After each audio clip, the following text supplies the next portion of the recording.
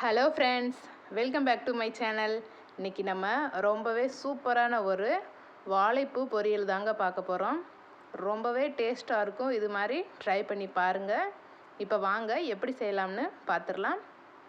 First வாழைப்பூவில் இருக்கிற நடுப்பகுதியில் இருக்கிற நரம்பு பகுதியெல்லாம் க்ளீன் பண்ணி எடுத்துக்கிறலாம். இந்த மாதிரி பொடுசாக நறுக்கி தண்ணியில் போட்டுக்கிறலாம். இப்போ பாருங்கள், இந்த மாதிரி எல்லாத்தையுமே பொடுசாக நறுக்கி தண்ணியில் போட்டாச்சு. இப்போ ஒரு கடாயை சூடு பண்ணிக்கிறலாம். 2 டேபிள் ஸ்பூன் அளவுக்கு எண்ணெய் சேர்த்துக்கிறலாம். எண்ணெய் சூடானதும் ஒரு பெரிய வெங்காயத்தை சின்ன பீஸாக கட் பண்ணி சேர்த்துருக்கேன். ஒரு வரமிளகாவை 3 பீஸாக கட் பண்ணி சேர்த்துருக்கேன். கொஞ்சமாக கருவேப்பிலை இலைகளை சேர்த்து நல்லா கலந்து விட்டுக்கிறலாம். வெங்காயம் கண்ணாடி பக்குவத்துக்கு வர அளவுக்கு வதங்கிக்கிறலாம். இப்போ அதில் நம்ம கட் பண்ணி வச்சுருக்கிற வாழைப்பூவையும் சேர்த்து நல்லா கலந்து விட்டுக்கிறலாம்.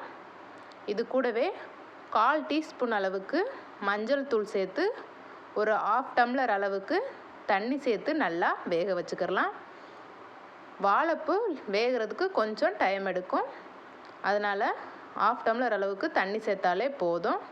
இப்போ பாருங்கள், பாதி அளவுக்கு வெந்து வந்துருச்சு. இப்போ இதில் தேவையான அளவுக்கு உப்பு சேர்த்து நல்லா கலந்து விட்டுக்கிறலாம். நம்ம ஊற்றின தண்ணி ஃபுல்லாமே நல்லா சுண்டி வரணும், அது வரைக்கும் நல்லா கலந்து விட்டுக்கிறலாம்.